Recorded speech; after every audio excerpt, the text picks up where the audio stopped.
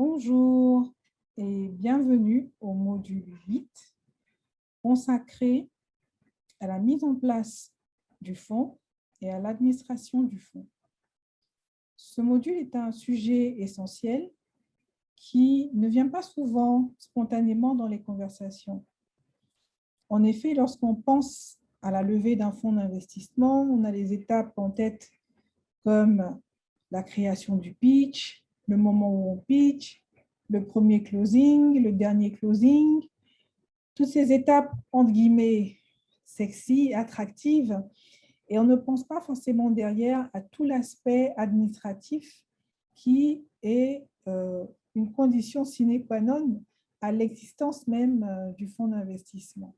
Alors, à travers ce module, nous allons entrer avec vous dans les détails pour essayer de comprendre ensemble quels sont les éléments qui constituent la mise en place d'un fonds d'investissement et quels sont les éléments qui également font partie de l'administration du fonds d'investissement et comment vous aider à choisir un administrateur pour vous accompagner dans ces activités d'administration de votre fonds d'investissement.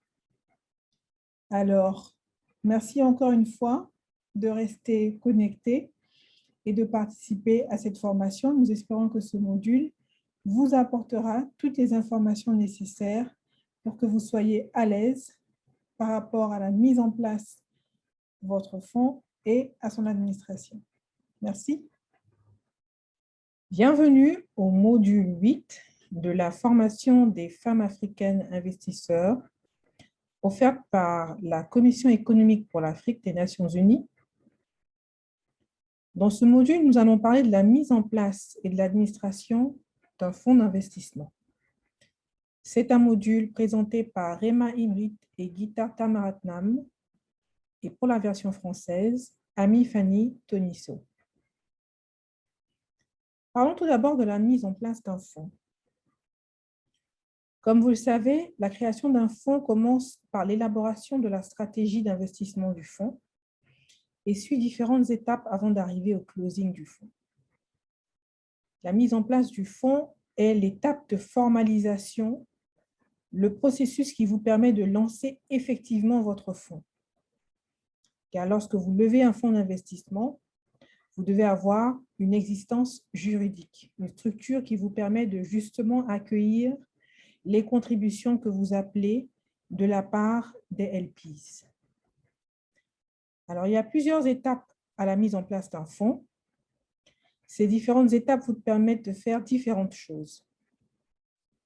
D'abord, de coordonner les activités pour le lancement du fonds, accompagner le processus de levée de fonds, gérer l'activité courante du fonds, c'est-à-dire les activités quotidiennes, notamment les échanges avec les investisseurs, et de suivre les évolutions du marché et des réglementations qui régissent les fonds d'investissement. Avant d'aller plus en détail, une petite mise en garde. Alors, ce module peut contenir des informations difficiles à appréhender pour les novices. Mais rassurez-vous, le but ici est de vraiment vous donner les notions, que vous sachiez quels sont les éléments importants à connaître et à comprendre, sachant que vous êtes accompagné dans la mise en place d'un fonds par des professionnels. Donc, on en a déjà parlé, on en parlera un peu plus en détail, les avocats, les administrateurs de fonds, etc. Donc, on va essayer d'aller lentement, d'être clair. Il y a peut-être des notions qui vont vous échapper, mais on aura l'occasion d'aller plus en détail et surtout, vous serez accompagné de façon pratique dans la mise en place de votre fonds. Alors, revenons donc aux différentes juridictions que vous avez sur ce slide, dans lesquelles vous pouvez établir un fonds d'investissement. Nous allons commencer par Maurice parce que c'est le choix habituel pour les fonds africains et cette juridiction est reconnue par la plupart des limited partners. Ensuite, nous allons parler des îles Caïmans parce que c'est une juridiction qui est souvent favorisée par les investisseurs nord-américains. Si dans votre levée de fonds, vous avez donc des investisseurs de cette région du monde, il est probable que les îles Caïmans soient la destination ou la domiciliation avec laquelle ils sont le plus familiers. Et enfin, le Luxembourg en Europe, qui est la destination qui est de plus en plus choisie par les family office en Europe. Alors, il faut savoir qu'on peut établir un fonds virtuellement n'importe où. Mais les investisseurs aguerris, avertis, savent qu'il y a des juridictions qui sont plus favorables que d'autres. Et pour faire simple, si votre fonds s'établit en Afrique, vous avez tout intérêt à regarder de très près Maurice, qui est la destination d'une grande majorité des fonds qui s'établissent en Afrique. Pour différentes raisons que nous allons voir dans les slides suivants, Maurice présente de nombreux avantages comme domiciliation pour un fonds d'investissement. Et bien sûr, vous allez effectuer votre choix au final entre ces différentes juridictions par rapport à la stratégie de votre fonds. Donc, si vous avez une stratégie de fonds qui est bien couverte par telle ou telle juridiction, vous allez choisir cette juridiction. Vous allez effectuer ce choix également avec Munici parce que vous allez avoir des interactions avec des investisseurs qui ont peut-être des préférences ou des obligations en termes de domiciliation de fonds. Donc, il va falloir prendre ça en compte très en amont dans vos discussions avec les investisseurs.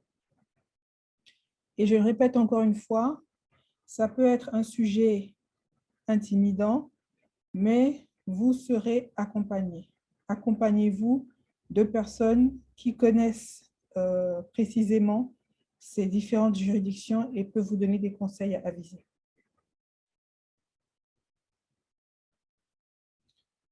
Donc, après l'établissement du fonds, le General Partner doit penser apprendre à choisir un administrateur de fonds.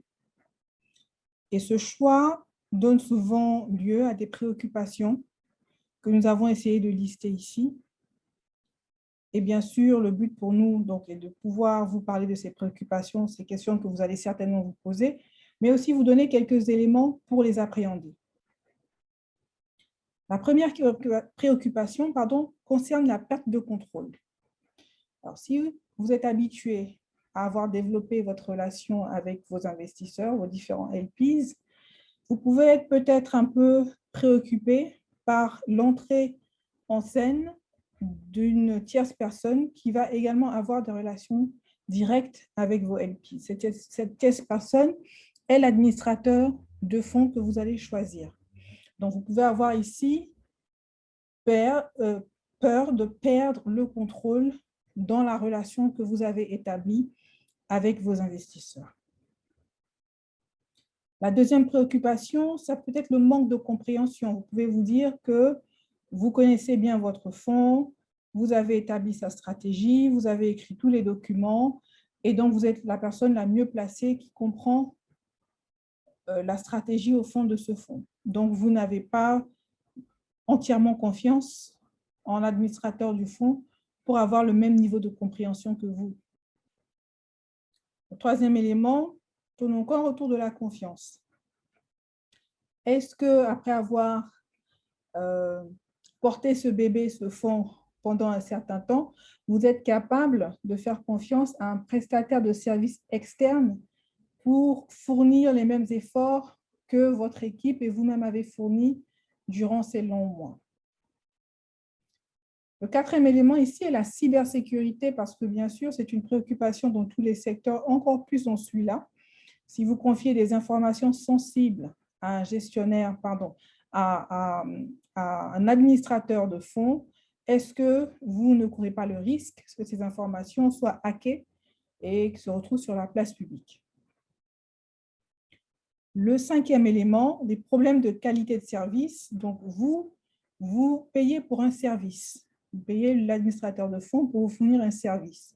Donc, vous pouvez vous demander si ce service sera vraiment à la hauteur de vos attentes. Et enfin, le dernier élément de préoccupation, le changement de personnel. Voilà. Vous pouvez avoir affaire à un administrateur, vous avez identifié une personne avec qui vous vous entendez, avec qui vous développez la relation, et puis qui du jour au lendemain part ou change d'administrateur. Donc, ça peut être un sujet de préoccupation. Alors, comme c'est souvent le cas, ces préoccupations, elles sont légitimes, mais elles peuvent être atténuées par un peu de préparation. D'abord, vous devez prendre votre temps pour sélectionner l'administrateur qui vous convient. Voyez-en plusieurs, écoutez leur pitch, faites-vous conseiller, prenez des recommandations d'autres fonds qui ont fait appel à d'autres administrateurs de fonds. Prenez votre temps pour choisir la bonne personne. Encore une fois, ici, il s'agit d'une question de relations humaines également. Donc, pas seulement de technicité, mais soyez à l'aise avec votre choix. Prenez le temps de faire le bon choix. En quelque sorte, choisir un administrateur, c'est un peu comme lorsqu'on choisit un auditeur. Donc, il faut choisir quelqu'un de confiance, avec qui on est à l'aise et avec qui on pourra partager justement toutes les informations sensibles. Ensuite, il est important de discuter dès le début avec cet administrateur du modus operandi, c'est-à-dire de la façon dont vous voulez fonctionner, vous voulez que la relation fonctionne. Vous êtes le client, donc vous avez quand même des exigences à poser. Et par exemple, vous pouvez, en termes de correspondance avec les investisseurs, exiger que vous soyez en copie de toutes les correspondances de la part de l'administrateur du fonds vers les investisseurs.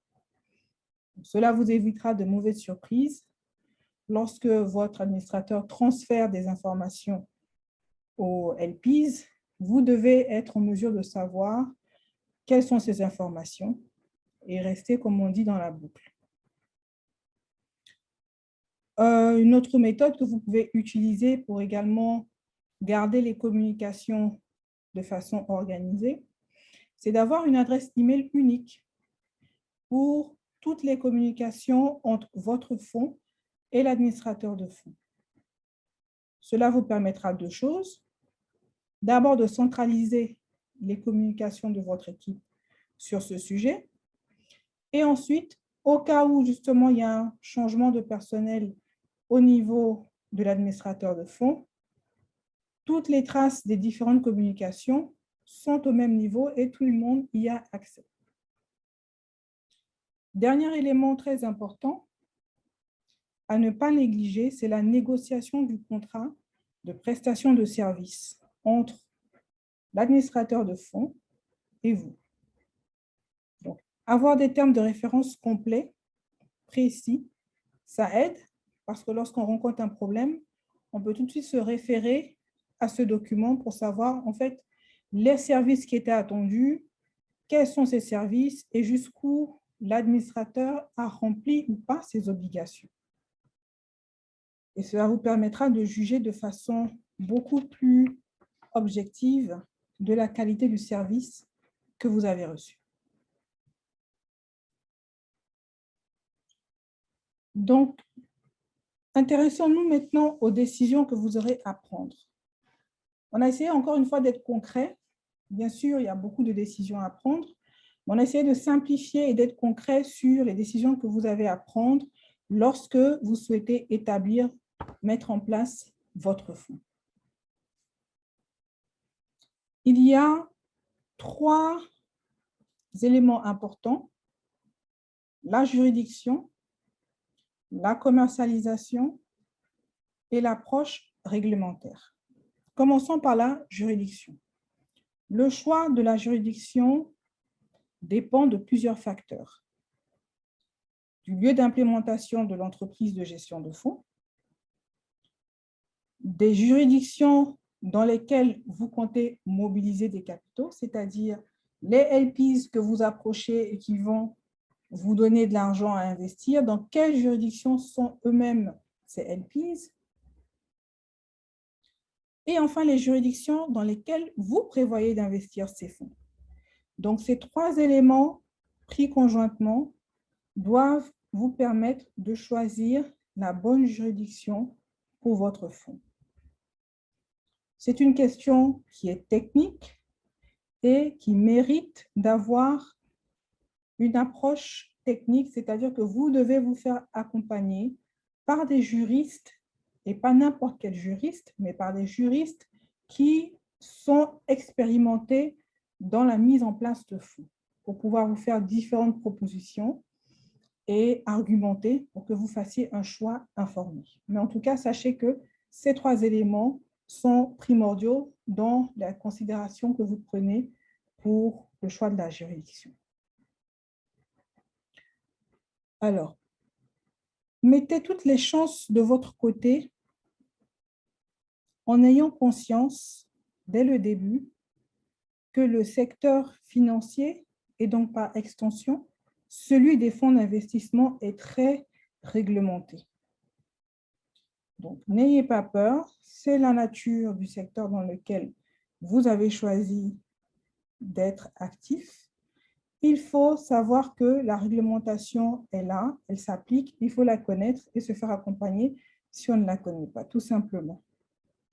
Pour créer une banque, par exemple, il vous faut respecter beaucoup de règles, obtenir un agrément. Eh bien, pour lever un fonds d'investissement, il y a aussi des règles à respecter. Parlons de la commercialisation de votre fonds, par exemple. La commercialisation désigne en fait toutes les activités de promotion que vous faites. Quand vous approchez un investisseur, que vous lui parlez de votre fonds, vous lui faites le pitch, vous lui donnez le document, vous lui demandez de participer. Toutes ces activités-là, en fait, c'est la commercialisation de votre fonds.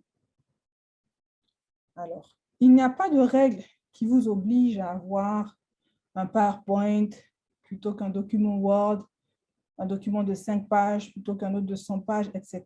Donc, la forme, c'est votre choix. Bien sûr, on vous donnera des conseils pour que votre pitch book soit convaincant, pour que vous ayez une présentation qui soit attrayante. Mais ce qui est important ici, ce qu'il faut savoir, c'est que vous êtes réglementé dans ce que vous écrivez. Vous ne pouvez pas, par exemple, dans un pitch book, affirmer quelque chose, donner des données qui ne sont pas vérifiables par une source indépendante. Sinon, vous tombez sous le coup de la législation. En la matière, il existe une directive de référence qui est la directive sur les gestionnaires de fonds d'investissement alternatifs, AIFM. Je vous invite à faire une petite recherche Google sur ce sujet pour en apprendre plus, avec laquelle vous devez être familier. Et 2 autres points importants sur la commercialisation pour clore le sujet. Vous n'avez pas le droit de faire un pitch à des investisseurs entre guillemets non qualifiés.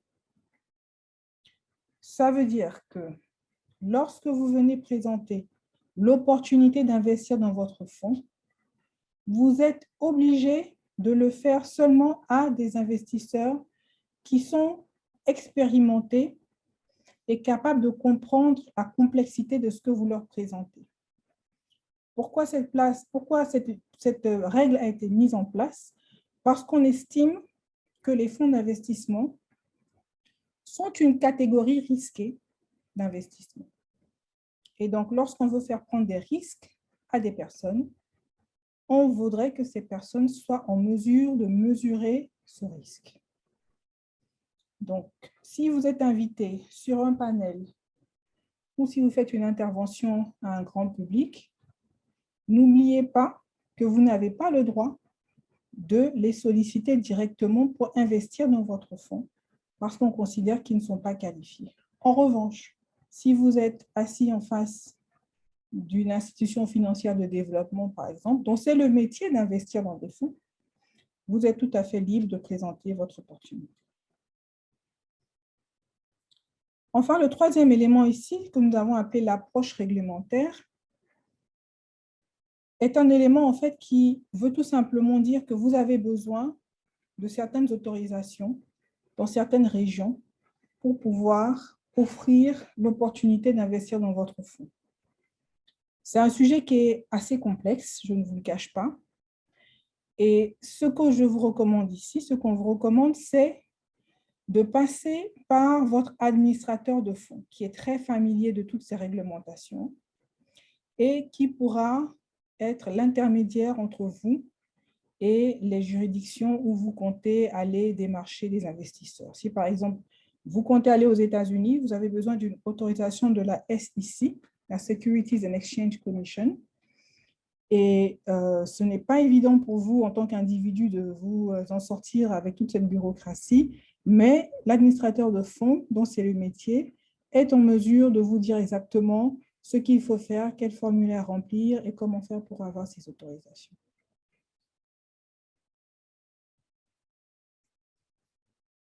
Alors, intéressons-nous maintenant au calendrier typique des fonds et plus précisément aux différentes activités liées à l'administration de fonds selon les différents stades où vous vous trouvez dans votre processus d'établissement de fonds. Au niveau de la commercialisation du fonds, donc vous avez déjà le processus de création de fonds dans lequel vous allez choisir, comme on a vu précédemment, la juridiction, prendre des décisions concernant la juridiction, la commercialisation et vous assurer que vous avez toutes vos autorisations. L'accueil des LPs ou le onboarding des LPs et les réglementations, l'environnement réglementaire ici, auquel vous allez être soumis. Donc déjà au niveau de la commercialisation, ces 3 points-là doivent faire l'objet d'une attention particulière par rapport à l'administration, l'établissement du fonds. Deuxième point, la levée de fonds. À ce stade, vous devez prêter attention aux différentes réglementations. Nous avons cité ici 3 réglementations qui reviennent souvent, mais il y en a d'autres. Le Anti-Money Laundering, AML, ou lutte contre le blanchiment d'argent en français. Les politiques de KYC, Know Your Customer. Et le Money Laundering Reporting Officer. Tous ces éléments-là sont des éléments de la réglementation que vous devez respecter lorsque vous faites votre levée de fonds. Et ensuite, bien sûr, vous avez la due diligence des investisseurs et des dirigeants qui peuvent faire ressortir d'autres réglementations auxquelles vous êtes soumis.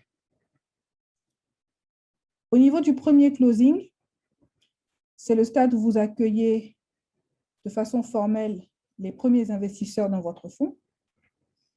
Et c'est également le stade, donc vous avez bien sûr la signature des accords à ce niveau-là, des accords légaux. Et vous avez également les premiers mouvements de trésorerie dans la mesure où vous avez les premiers appels de fonds pour les investisseurs qui ont signé au premier closing. Et on espère que vous avez aussi les premiers déboursements pour les investissements que vous aviez en pipeline et que vous pouvez enfin financer. Vous avez les management fees qui arrivent également. Donc, dès le premier closing, il y a pas mal d'activités qui impliquent l'administration de fonds. Enfin, au dernier closing, le closing final, vous avez la comptabilité du fonds, les différents rapports qui se mettent en place à intervalles réguliers, les services de conformité, y compris l'autorisation réglementaire et la surveillance continue de la conformité fiscale et de la fiscalité conformément à la loi. Vous avez ici la FATCA, qui est le Foreign Account Tax Compliance Act, et les normes communes de déclaration. Donc, ces éléments sont cités ici, pas parce que vous devez être des spécialistes, encore une fois, mais vous devez au moins avoir connaissance de leur existence et vous assurer que vous suivez toutes ces réglementations lorsque vous êtes au stade annoncé. Sur ce slide, nous voulons vous parler des meilleures pratiques et méthodes lors de la levée de fonds. À la droite du slide, vous avez un schéma dont le but est de vous remettre à l'esprit les différentes interactions que vous allez établir lorsque vous souhaitez lever et établir un fonds. On a d'abord l'intervention des investisseurs dans le fonds, qui est le triangle bleu sur le milieu. À l'extrême droite, vous, le général partner, allez également apporter votre contribution au fonds. Et en bas du triangle, vous avez les sociétés en portefeuille ou dans le pipeline qui sont partie prenante du processus parce que ces sociétés vont faire l'objet de due diligence de la part des investisseurs. Et donc, vous avez cette relation multiple qui sont en cours lorsque vous êtes en levée de fonds. Le schéma a été simplifié. Donc ici, on ne vous a pas montré d'autres intervenants comme les conseillers, la direction et les employés. Alors, on a eu tout un cours, tout un module qui a été dédié à la levée de fonds. Le but n'est pas de répéter ici ce que nous avons déjà dit, mais plutôt de vous mettre en perspective la levée de fonds par rapport à l'établissement de votre fonds. Donc, qu'est-ce que vous pouvez faire pour être plus efficace dans votre levée de fonds qui a aussi à voir avec l'établissement de votre fonds. Donc, comme nous venons de le voir, les interactions sont multiples. Vous avez plusieurs interlocuteurs à qui vous parlez, avec qui vous établissez des liens lorsque vous faites une levée de fonds. Notre recommandation ici est d'adopter une approche standardisée le plus possible, c'est-à-dire d'avoir à l'avance des sets de documents que vous pouvez communiquer aux uns et aux autres pour éviter effectivement à chaque fois de devoir refaire ou d'avoir des traitements différents. Le premier élément de ce kit, entre guillemets, que nous vous conseillons de mettre en place, c'est la lettre de bienvenue qui est adressée à tous les nouveaux investisseurs. Donc, il existe des modèles que vous pouvez vous procurer, vous pouvez vous faire conseiller sur les informations importantes à inclure dans cette lettre. Le deuxième élément, c'est le KYC investisseur et la due diligence. Donc, le KYC, c'est Know Your Customer, c'est-à-dire que vous devez vous-même, de la même façon que les investisseurs font une due diligence sur vous, vous devez faire une due diligence et vous renseigner sur les investisseurs que vous souhaitez accueillir dans votre fonds. Le troisième élément, c'est la lettre d'accompagnement ou side letter en anglais. Alors, vous allez signer des accords d'investissement, les Limited Partnership Agreement avec vos investisseurs. En plus de ces accords, il arrive que les investisseurs vous demandent une lettre d'accompagnement, c'est-à-dire un document que vous allez également signer qui contient des provisions spécifiques. La lettre d'accompagnement peut être standard ou vraiment très spécifique à ce que demande cet investisseur en question. Donc, c'est le bon moment, lors de la levée de fonds, pour vous de poser des questions sur ces lettres d'accompagnement pour être vraiment conscient des termes et de bien les comprendre. Ensuite, il est important à ce stade de penser aux investisseurs ultérieurs. Donc, vous faites un premier tour de table avec vos premiers investisseurs, avec lesquels vous allez signer des accords d'investissement. Mais rappelez-vous qu'au final, les accords d'investissement, vous devez les signer individuellement, bilatéralement, avec chaque investisseur, mais aussi globalement, avec tous les investisseurs. Donc, il est important pour vous de prendre en compte également ces investisseurs qui ne sont pas encore dans le tour de table, mais que vous attendez pour les clôtures ultérieures.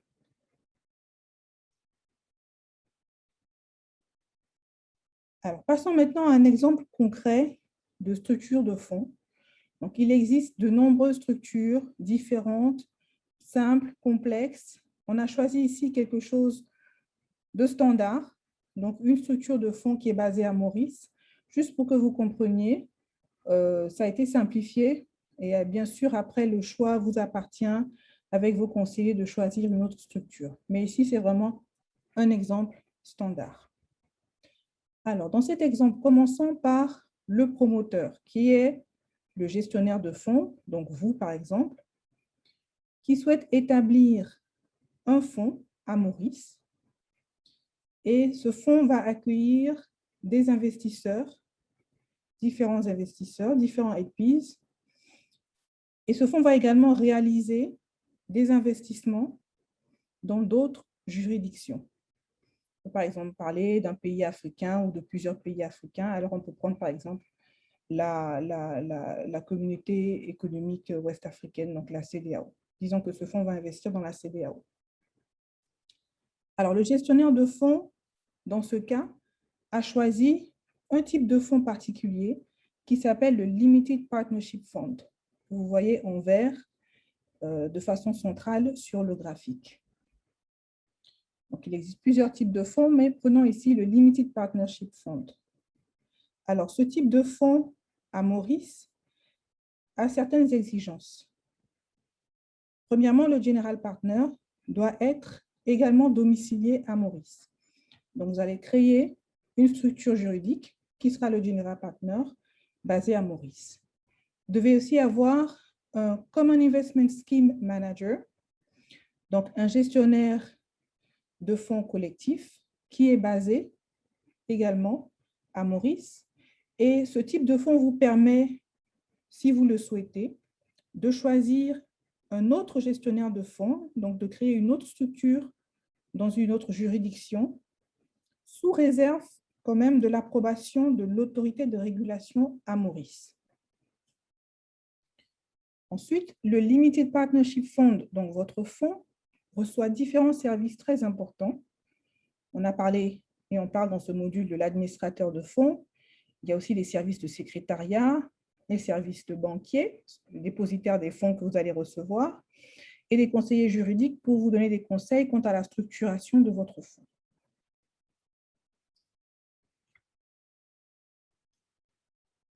Alors, en dernière partie du graphe, vous voyez donc en bas, juste en bas, autre juridiction.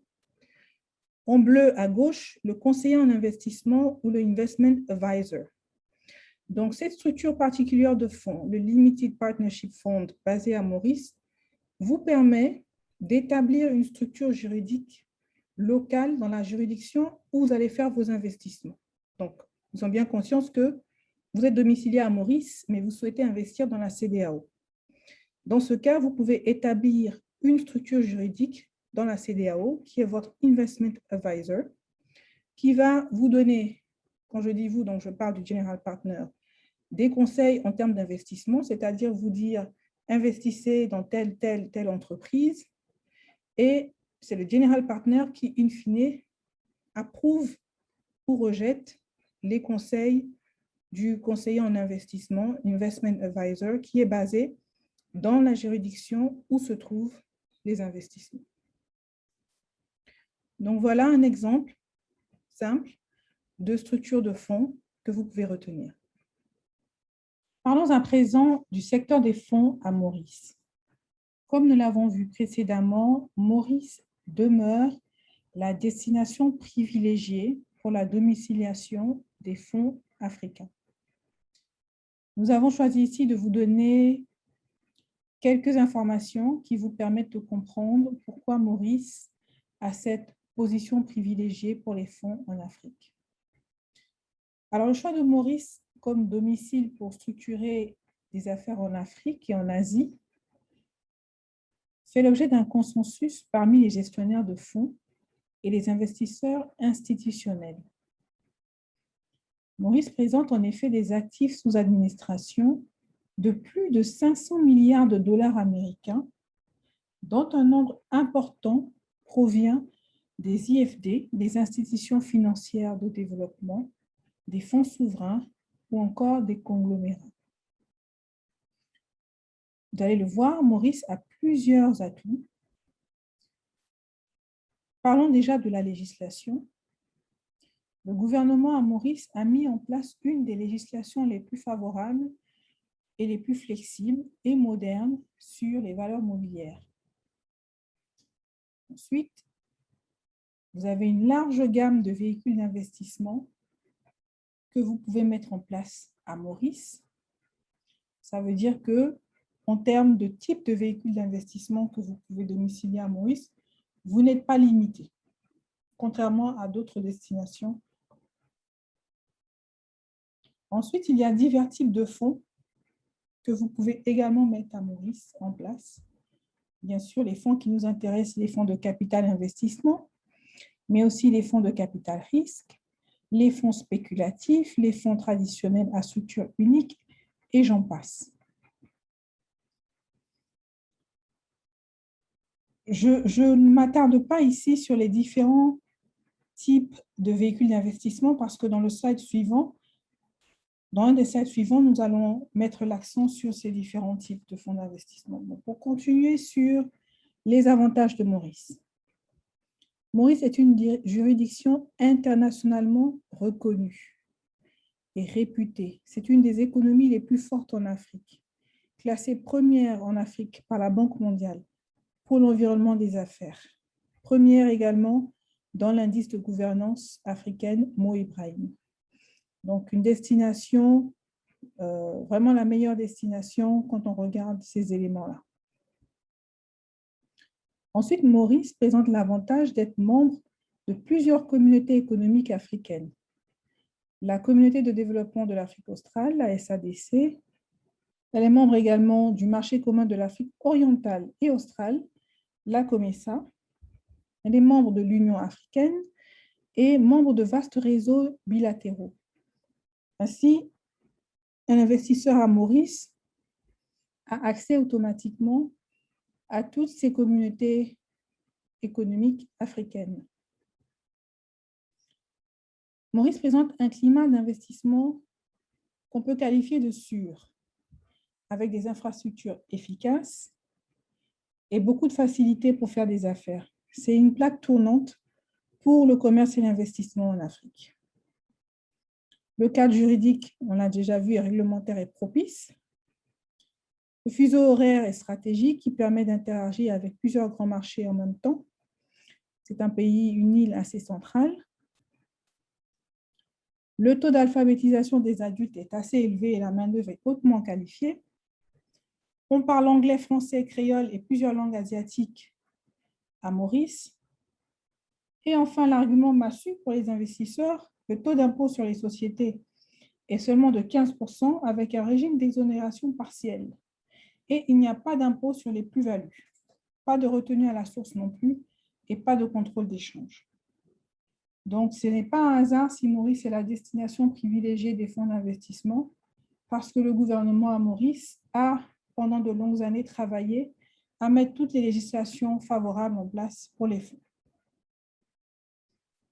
Revenons ici donc sur les différents types de véhicules d'investissement que vous pouvez avoir, pas seulement à Maurice, mais de façon générale. Donc, en particulier, on va s'intéresser à deux types et simplifier encore une fois pour pouvoir schématiser et comprendre. On a d'un côté les fonds de type ouvert, les organismes de placement collectif qui ont les caractéristiques suivantes. Ils mettent en commun plusieurs fonds d'investisseurs pour des placements collectifs dans un portefeuille de placement, c'est-à-dire que les investisseurs font des placements ensemble. L'investissement est basé sur le principe de diversification des risques et le remboursement se fait au gré des investisseurs. On a également les placements collectifs de capitaux et en deuxième catégorie, nous avons les fonds de type fermé qui nous intéressent, communément appelés fonds d'investissement ou fonds de capital investissement. Ce sont des fonds levés auprès d'investisseurs publics sur la base d'un prospectus.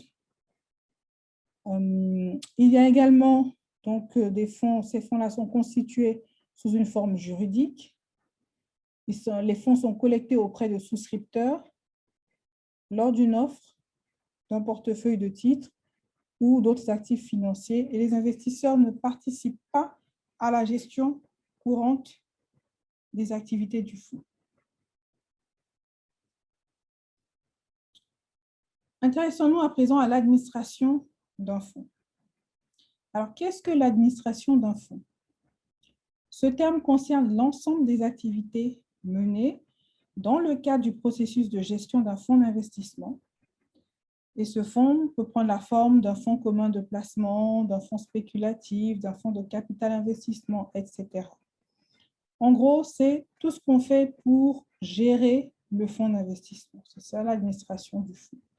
Et on distingue dans l'administration du fonds deux catégories d'activités. Les catégories qui concernent la comptabilité du fonds, donc le calcul de la valeur nette des actifs, la préparation des comptes de gestion, la préparation des états financiers annuels selon les normes internationales, le dépôt légal des comptes, la liaison avec les auditeurs, donc tout ça, Ce sont des activités qu'on regroupe sous le vocable de comptabilité du fonds. Ensuite, le deuxième type d'activité, c'est les activités d'agent de transfert, qui consistent à produire les déclarations des investisseurs, tenir les dossiers des investisseurs, traiter les souscriptions, les transferts et les rachats d'actions, traiter les appels de fonds, les avis de distribution de fonds et répondre aux questions des investisseurs. Donc, si vous avez un administrateur de fonds, il va couvrir ces deux types d'activités au minimum. En parlant d'activités couvertes, donc, on a tout ce qui concerne la conformité réglementaire, qui regroupe la due diligence des investisseurs, les différents types de reporting à faire, le reporting qui concerne la gestion des risques, les tableaux de bord consolidés et la fonction de directeur financier du fonds. Ensuite, les activités qui ne sont pas couvertes par l'administrateur du fonds, ce sont les activités qui sont directement associées à la commercialisation et au développement du fonds. Ça, c'est vraiment interdit. L'administrateur n'est pas la personne qui va vendre votre fonds. Donc, ça ne fait pas partie des activités du fonds et c'est même important qu'il ne soit pas impliqué dans la commercialisation du fonds pour éviter les conflits d'intérêts. Et les activités non couvertes, on décompte également la gestion d'actifs, c'est-à-dire dépenser, comment allouer les sommes. Donc, ça, ce n'est pas son rôle, hein, ça, c'est vraiment votre rôle à vous. Et les services d'agents de placement, c'est-à-dire rechercher des investisseurs supplémentaires pour votre fonds, également activités non couvertes par l'administrateur du fonds. Donc, au minimum, les activités couvertes sont celles qu'on a déjà vues, mais on pense qu'avec le temps, d'autres activités peuvent être rajoutées pour pouvoir vous aider dans la gestion quotidienne de votre fonds. Donc, c'est vous qui le voyez au cas par cas, mais restez conscient quand même que ces activités que nous avons citées comme non couvertes ne doivent pas être incluses dans le mandat de l'administrateur du fonds. Alors, la question qu'on se pose souvent en tant que fund manager, c'est est-ce que j'externalise, c'est-à-dire est-ce que je confie l'administration de mon fonds à un professionnel ou est-ce que j'essaie de m'en occuper moi-même? Donc, aujourd'hui, on constate que de plus en plus de fonds externalisent. Pourquoi? Parce que c'est juste très difficile de se tenir informé de tous les changements de réglementation. Ça devient de plus en plus complexe. Les investisseurs préfèrent aussi que vous soyez concentré sur l'allocation de leurs fonds, l'investissement de leurs fonds. Et en tant que gestionnaire de fonds, vous n'avez souvent pas accès à tous les outils technologiques pour vous faciliter la tâche dans l'administration du fonds. Et pour des questions de gouvernance, c'est peut-être mieux que vous ne soyez pas en charge d'un certain nombre d'activités. Donc, pour toutes ces raisons, on voit qu'il y a de plus en plus de gestionnaires de fonds qui externalisent ces services. C'est-à-dire qu'ils font appel à des administrateurs de fonds indépendants de leur structure. Et on sait aussi que l'impact de la crise de Covid-19 a fait qu'il y a de plus en plus de demandes d'externalisation dans ce domaine. Il y a des avantages à externaliser. Déjà, vous améliorez l'efficacité de vos opérations. Si vous êtes concentré sur gérer votre fonds, répondre aux demandes, voir si vous êtes compliant avec les différentes législations, c'est quand même difficile pour vous de consacrer le temps qu'il faut à l'activité même du fonds qui est d'investir. Donc, vous êtes aussi capable de réduire les dépenses en termes de personnel, parce que vous vous en doutez. Si vous devez mener vous-même toutes les tâches d'administration du fonds, il va falloir recruter. Et vous avez accès à l'expertise et aux meilleures pratiques de l'industrie à travers votre administrateur. Si vous l'avez bien choisi, il sera capable donc de vous fournir les meilleurs services possibles du moment. Et dernier élément, encore très important, aux yeux de vos investisseurs, vous avez une gouvernance qui est améliorée si vous n'êtes pas à la fois comptable et acteur. Donc, c'est vous qui faites les dépenses, qui allouez le capital. C'est intéressant d'avoir une partie indépendante, une tierce partie, pour valider tout cela. L'autre question qu'on peut se poser lorsqu'on a décidé donc d'externaliser, c'est quel est le bon moment pour faire appel à un administrateur de fonds? Donc, avant de répondre à cette question, revoyons encore une fois quelques critères de sélection pour l'administrateur du fonds. Déjà, premier élément, c'est vraiment l'expertise technique qui doit primer.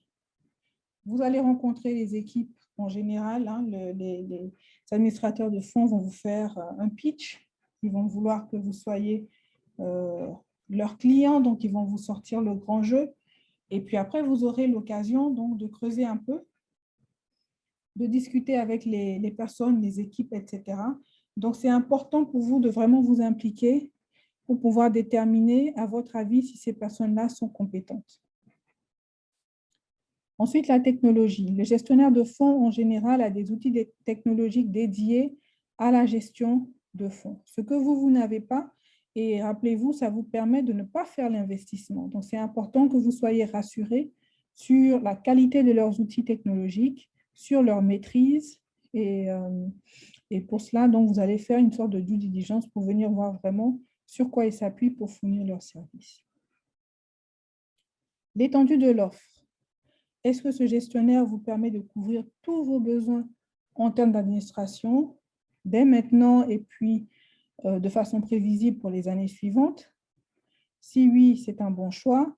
Sinon, c'est peut-être important pour vous de voir d'autres options pour ne pas avoir à changer ou avoir plusieurs gestionnaires de fonds. La réputation est un élément important également. Est-ce que vous avez affaire à un gestionnaire de fonds qui est connu sur le marché, qui a une bonne réputation, ou si ce n'est pas le cas, encore une fois, pensez à une alternative pour ne pas que sa mauvaise réputation entache votre fonds. Les frais, donc vous devez être clair sur la structure des frais. Attention aux frais cachés. Donc là, vous devez discuter de façon très transparente pour comprendre ce pourquoi vous payez et à quel moment vous payez.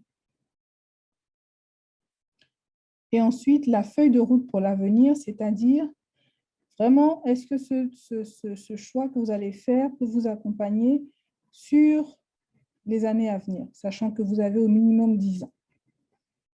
Est-ce que le gestionnaire, est-ce que l'administrateur de fonds a des certifications, les contrôles internes, les sécurités, tout est en place? Et en dernière position, quel est le processus de continuité des activités?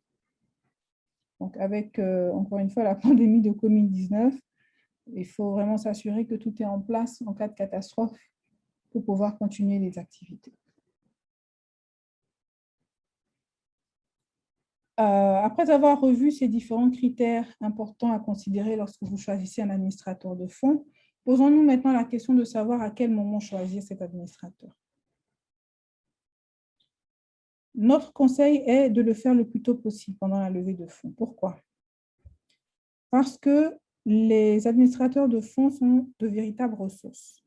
Ceux qui sont vraiment bons, qui sont sur le marché depuis longtemps, ont des contacts, des relations.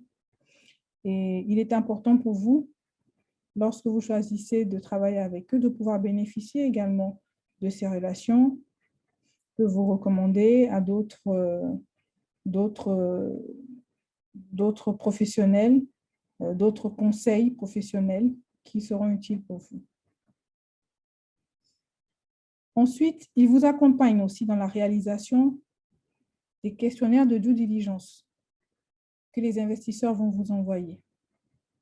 Ils peuvent vous aider dans la mise en place de la data room. Ils peuvent participer à des réunions avec certains investisseurs potentiels.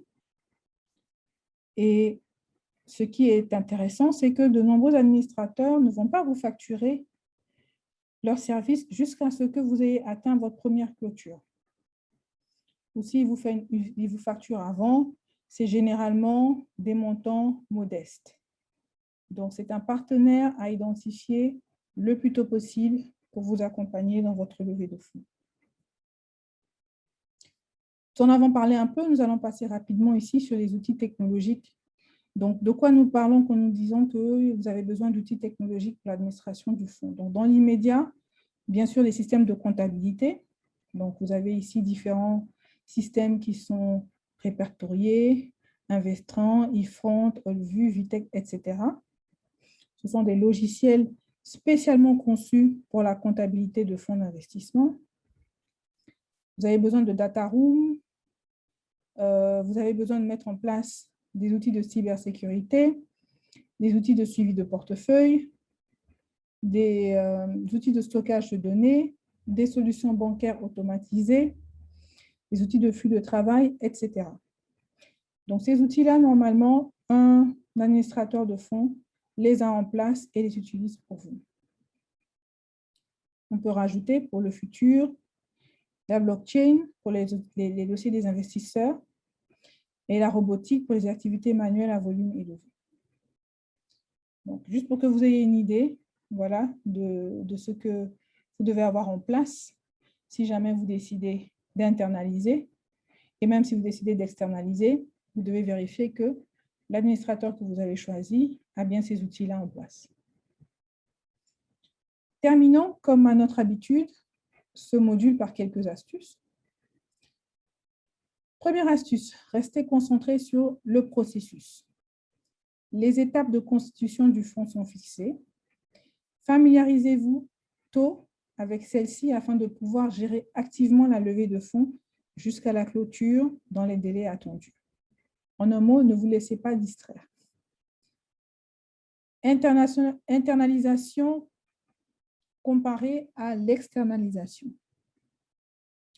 Comme évoqué précédemment, on peut être tenté de dire « je vais économiser de l'argent, je ne vais pas encore aller chercher une autre source de dépenses, etc. » Mais vous avez compris que administrer un fonds comprend plusieurs tâches techniques et ce sont des tâches critiques. Il vaut mieux prendre le temps de choisir des conseils spécialisés pour pouvoir répondre aux attentes de vos investisseurs quant à l'administration du fonds.